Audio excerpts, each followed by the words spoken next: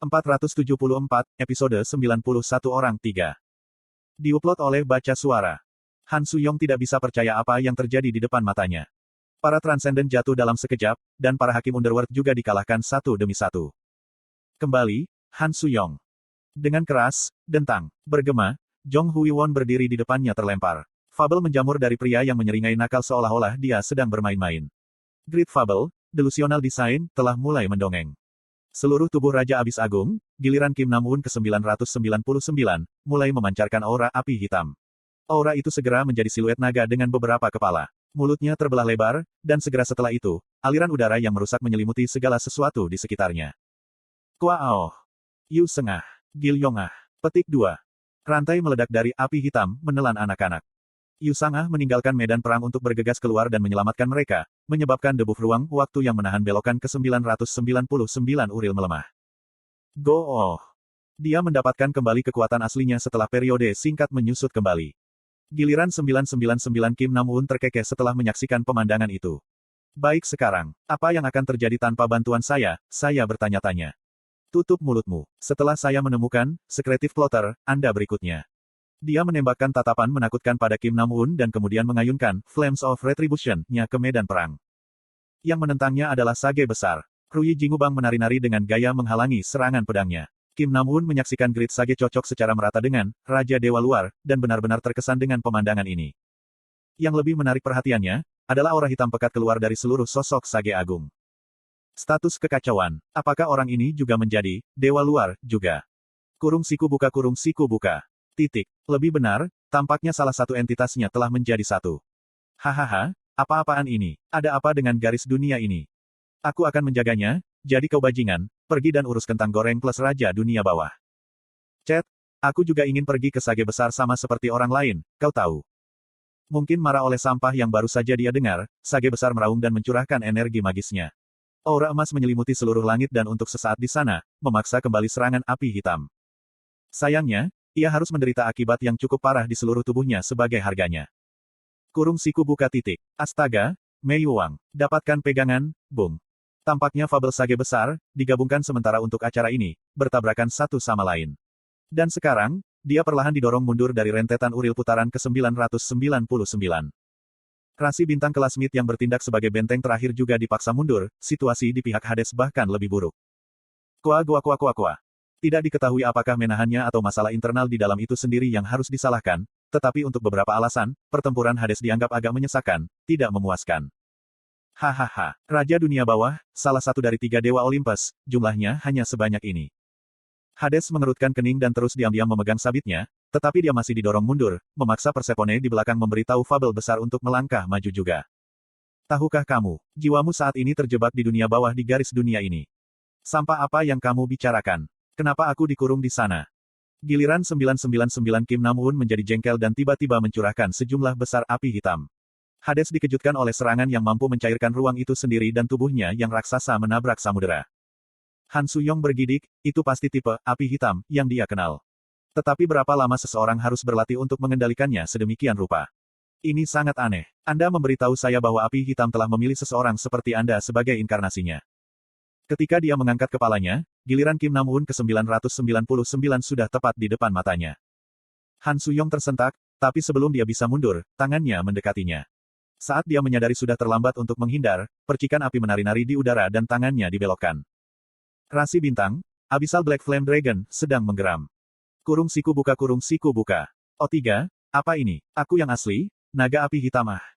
Mata Kim Nam-woon melengkung lembut seolah dia berurusan dengan anak anjing yang lucu. Konstelasi, Abyssal Black Flame Dragon, menyatakan bahwa, kamu, bajingan, bukan inkarnasiku. Aha, jadi, Anda mendapatkan mobil baru yang mengkilap di tempat ini, bukan? Garis kegilaan mengerikan melintas oleh mata Kim Nam-woon. Kalau begitu, kurasa aku harus mengubahnya menjadi tumpukan sampah dulu. Kaboom! Ledakan yang terjadi tepat di depan hidungnya menyebabkan tubuh Han Suyong terbang mundur. Dia mencoba untuk meminimalkan kekuatan tumbukan dengan menyusut dirinya sendiri, tetapi bahkan kemudian, dia masih memuntahkan seteguk darah. Dia punya sponsor untuk berterima kasih karena tidak terbunuh dalam serangan itu. Konstelasi, Abyssal Black Flame Dragon, meneriaki kamu untuk melarikan diri. Abyssal Black Flame Dragon secara pribadi menjelma ke langit dan membungkusnya seolah-olah untuk melindunginya. Seekor naga raksasa yang tampaknya dipahat dari lempengan obsidian dengan marah meraung ke dunia, matanya seakan terukir dari sepasang batu rubi yang menyala terang. Hahaha, ini dia. Sekarang ini lebih seperti naga api hitamku. Kedua keberadaan dimulai dengan pertempuran sengit mereka, menyebabkan lautan melengkung seolah-olah dibombardir tanpa henti. Keping-keping pulau yang hancur berkibar, dan nafas naga api hitam menyelimuti seluruh lautan. Konstelasi, Abyssal Black Flame Dragon, sedang mengungkapkan statusnya.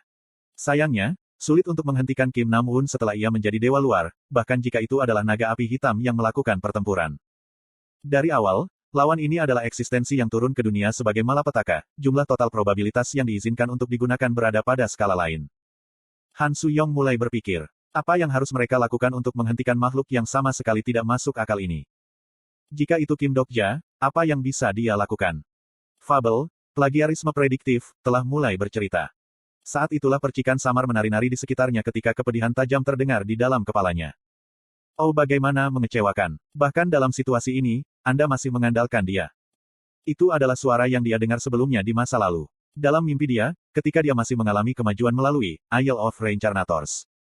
Di dalam mimpi itu di mana seorang pria mengenakan mantel putih terbunuh oleh orang lain mengenakan mantel hitam, Han Suyong pasti mendengar suara itu. Itu karena kamu seperti ini sehingga orang bodoh itu begitu penuh dengan dirinya pada gilirannya regresi saya. Fabel sebenarnya berbicara dengannya. Kamu adalah. Aku tidak berencana ikut campur lagi, tapi aku akan membantumu sekali lagi. Suara itu terdengar seolah sangat murah hati baginya. Seiring dengan sensasi waktu yang sangat melambat, kemampuan kognitifnya juga meningkat. Han Suyong yang tak terhitung terbangun di dalam kepalanya dan membuka mulut mereka pada saat yang sama. Segala sesuatu yang terjadi di dunia telah terjadi. Tidak ada yang perlu terkejut. Sensasi mendalam yang tampaknya tertanam di masa depan benar-benar menguasai otaknya. Kemampuan yang dapat menciptakan dunia yang sebelumnya tidak dikenalnya dengan menggabungkan banyak klise, pola, dan memberikan informasi, mulai bekerja. Kenangan, cara bertahan hidup, yang dia baca, info yang dia dengar dari Kim Dokja, dan info yang dia kilaukan sendiri, dikumpulkan bersama secara logis untuk menulis cerita baru. Seseorang tertawa sekarang. Betul sekali. Nah, itulah plagiarisme prediktif yang sebenarnya. Dan Han Suyong menyadari apa yang perlu dia lakukan sekarang. Fabel, plagiarisme prediktif, berlanjut dengan penceritaannya. Dia tidak tahu apakah itu akan berhasil atau tidak. Namun, petik 1 titik. Jika itu Kim Dokja, dia pasti sudah melakukannya. Sekali lagi Anda. Deru keras dan keras naga api hitam menutupi seluruh langit. Pertempuran telah berlangsung hanya untuk sementara waktu, namun sosok bangga makhluk itu penuh dengan luka besar dan kecil. Sama seperti naga itu membuka sayapnya yang sobek untuk menuangkan nafas. Sudah cukup, Flame Dragon Rasi bintang, Abyssal Black Flame Dragon, adalah. Biarkan aku membereskan ini, jadi percayalah padaku dan mundurlah. Mata naga api hitam dengan cepat diwarnai kebingungan setelah melihat Han Suyong melangkah maju seolah-olah melindungi sponsornya. Daripada menjelaskan dirinya sendiri kepada naga itu, dia mengambil satu langkah lagi ke depan. Jadi kamu ingin bertarung denganku secara pribadi. Dengan tubuh seukuran kastanya milikmu. Giliran 999 Kim Nam-woon memancarkan aura dalam jumlah yang luar biasa. The Great Fable Delusional Design memegang bilah tajam seperti penggiling, sudah sepenuhnya siap untuk memotong dan mengiris Han Suyong pada saat tertentu. Namun, dia sepertinya tidak terganggu sama sekali. Kim Nam-woon, kamu belum berubah bahkan setelah menjadi dewa luar. Petik 2. Apa ini? Kamu terdengar seperti kamu tahu tentang aku. Benar, aku tahu banyak tentangmu. Kamu, idiot yang gagal memenuhi cintanya yang tak terbalas dan bahkan setelah menjadi dewa luar, masih mengejar seorang gadis. Petik 2. Rahang Kim Nam-woon pada belokan ke-999 perlahan-lahan turun. Semua dewa luar telah kehilangan ingatan mereka. Atau, apa yang tersisa sedikit tidak stabil. Dalam hal itu, bagaimana Raja mempertahankan ingatan mereka? Mungkinkah ingatan itu terlalu berharga bagi mereka? Bung yang bahkan tidak bisa mengaku dengan benar ketika kesempatan bagus muncul, namun masih mengenakan pakaian dalam dengan robot raksasa untuk berjaga-jaga. Kurung siku buka titik. Kamu, apa yang kamu, bagaimana Anda tahu sesuatu yang bahkan kapten saya tidak tahu? Alasan mengapa kamu selalu membalut tanganmu mungkin untuk menyembunyikan luka yang disebabkan sendiri di pergelangan tanganmu, kan? Anda tidak ingin Yi Ji-hye menemukan itu. Petik 2. Kim Nam-woon sejenak diatasi dengan gugup, tetapi ia berhasil dengan cepat memperbaiki ekspresinya. Mengapa kamu menyukai Yi Ji-hye? Fabel, 40.000 tahun menghancurkan, semakin gelisah. Kurung siku buka. Itu, karena Ji-hye cantik. Enggak, Anda mungkin sampah, tetapi Anda tidak memiliki keinginan untuk mengejar wanita. Petik 2. Pengaturan, apa yang kamu bicarakan? Alasan mengapa kamu sangat menyukai Yi Ji-hye adalah karena dia percaya dan mengikuti Yu Jung-hyuk. Apa itu? Kamu ingin diakui olehnya, bahwa kamu cukup baik untuk menggantikan Yu Jung-hyuk. Petik 2. Fabel hebat, desain delusi, menjadi sangat gelisah. Sebenarnya, kamu hanya ingin menjadi seperti Yu Jung-hyuk. Han Suyong menatap dalam-dalam ke mata giliran Kim Nam-woon ke-999 yang semakin dingin dan sulit. Sungguh menghibur, cerita. Namun, saya tidak punya banyak waktu lagi, Anda tahu. Saya tidak akan mendengarkan banteng Anda. Han Suyong tidak tahu apakah mengatakan hal-hal ini adalah tindakan yang benar atau tidak. Tidak, sebenarnya, dia tahu itu bukan salah satunya. Bahkan saat itu, dia hanya harus mengatakannya. Untuk menyelamatkan dunia ini, dia harus. Dan dengan melakukan itu, kamu ingin dimaafkan oleh Yi Ji-hye. Titik. Harus dengan kejam menggali luka lama dari dunia lain. Jika bukan karena kesalahanmu, belokan ke-999, Yu Jung-hyuk tidak akan mati, setelah semua. Su cucucut. Hampir seketika, bunga api meledak keluar dari seluruh sosok Kim Nam-woon pada giliran ke-999.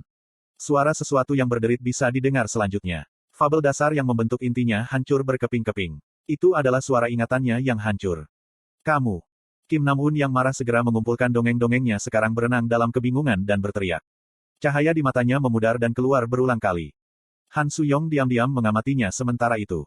Fan bahkan plagiarisme prediktif tidak bisa mengetahui segalanya. Kepalanya yang terlalu panas terasa panas seolah-olah terbakar. Dia belum membaca keseluruhan cara bertahan hidup, seperti yang dilakukan Kim Dok-ja, dan dia juga tidak hidup sampai belokan ke-999 seperti Yu Jung-hyuk. Namun, ada hal-hal tertentu yang masih bisa dia katakan tanpa harus mendengar atau melihatnya. Itulah kekuatan imajinasi, kekuatan untuk menyimpulkan konteks meskipun dia tidak tahu detail yang lebih baik dari cerita tertentu. Selama ada situasi, perkembangannya sudah diatur sebelumnya, dan dengan probabilitas yang ada di dunia ini. Plagiarisme prediktif-nya dapat mencapai tingkat kekuatan yang hampir maha tahu. Kim Nam-woon. Han Suyong berjalan di langit selangkah demi selangkah. Dia terhuyung-huyung, memeluk Fabel sambil menggeram seperti binatang buas yang terluka. Han Suyong menatap dongeng Kim Nam-woon seperti itu. Itu sama untuk Yu Jung-hyuk dan juga rasi bintang.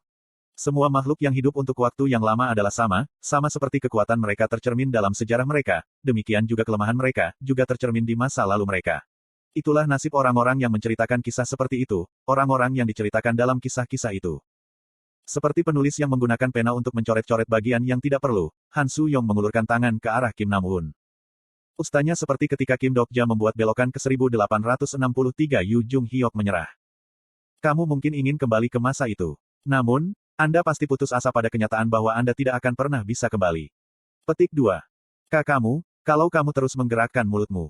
Namun, kamu perlu tahu ini. Garis dunia tempat Anda tinggal telah berakhir, dan orang-orang yang Anda cintai tidak akan kembali. Dan orang-orang seperti Anda tidak pernah bisa menjadi Yu Jung-hyuk. Anda tidak pernah bisa menyelamatkan siapapun juga tidak bisa menebus dosa-dosa Anda. Petik 2. Pipi Kim Nam-woon bergetar. Fondasi makhluk yang menyaksikan, kesimpulan, dari pergantian regresi ke-999 dan menjadi Raja Dewa Luar, dengan gemetar terguncang. Dia membuat ekspresi seorang pria yang setiap dongengnya telah hilang. Pada saat itu, wajahnya adalah seorang bocah lelaki berusia 17 tahun yang dilemparkan ke dunia untuk pertama kalinya. Fabelnya yang ada selama puluhan ribu tahun, delusinya yang tak tergoyahkan yang telah dia bangun selama ini, hancur berantakan hanya dengan beberapa kata yang ditempatkan dengan baik. Tidak, itu tidak benar. Saya. Han Suyong berbicara seolah-olah dia menghentikan sepenuhnya celah kecil itu. Kamu hanyalah tahanan abadi yang terjebak dalam yang bau ini, itu saja. Pah cucucut. Kim Nam-woon. Uril pada belokan ke-999 menderu dengan suara aslinya, dan kesadaran Kim Nam-woon yang memudar terbangun kembali. Fabel, Kamerat Desperate Spirit, telah mulai bercerita. Satu-satunya hal yang mampu membangun kembali fabel yang rusak adalah fabel lain. Fabel Kim Nam-woon yang dia garap dengan susah payah untuk mengganggu kembali ke bentuk semula. Light juga kembali ke matanya. Han Suyong hanya bisa tersenyum kecut. Sialan, saya pikir itu baik-baik saja. Tetap saja, apakah aku menyakitinya setidaknya sedikit? Petik 1. Segera, kemarahan besar memenuhi mata Kim Nam-woon. Kurung siku buka. Titik. Hahat, saya hampir selesai di sana. Begitu, jadi ada alasan mengapa naga api hitam memilihmu. Ramalan kematian yang kuat menyapu dirinya. Plagiarisme prediktif berputar dengan tegang tiba-tiba merosot seperti pita yang patah. Ramalan tragis kematian tidak dapat dihindari dimanapun dia lari. Saat itulah, dia mendengar suara itu lagi di samping, Sucut. Ini seharusnya cukup, karena, protagonisnya ada di sini. Perasaannya yang tampaknya terhubung dengan masa depan dengan cepat menjadi suram. Tinju Kim Nam-woon terangkat tinggi ke langit membeku. Semua orang di medan perang bisa merasakannya. Sesuatu yang luar biasa mendekati mereka. Gugu. Sebuah status yang hanya dengan keberadaannya saja dapat membawa dunia pada kehancurannya. Yang pertama bereaksi adalah Uril giliran ke-999. Itu dia. Dia meraung melolong mengerikan ke langit dan dengan cepat meninggalkan pertempuran, sebelum melemparkan dirinya ke arah status itu. Kim Nam-woon juga menatap ke arah itu. Anda benar-benar beruntung kali ini. Lain kali kita bertemu, aku akan. Dia mengalihkan pandangannya antara Han Suyong dan naga api hitam dan ragu-ragu, sebelum menghilang ke arah kemana Uril pergi. Setelah kehilangan semua perasaan tegang, dia menjatuhkan pantatnya di atas tubuh naga. Dia menatap keluar cakrawala tempat mereka berdua menghilang dan mengingat hal terakhir yang Kim Dok-ja katakan padanya. Han Suyong, jika dalam 1 juta peluang bahwa ada yang salah, apakah Anda akan berhenti menanam bayangan yang tidak menyenangkan itu? Dia pikir hal seperti itu tidak akan terjadi. Tidak peduli apa, kamu harus bertahan sampai orang itu muncul. Bajingan itu, membuat pintu masuk yang keren dan semacamnya. Petik 2. Dia bisa mendengar petir meledak di langit malam yang jauh, ternoda oleh aura api neraka dan api hitam. Seorang pria dengan wajah kuno turun ke surga di akhir zaman. Finn.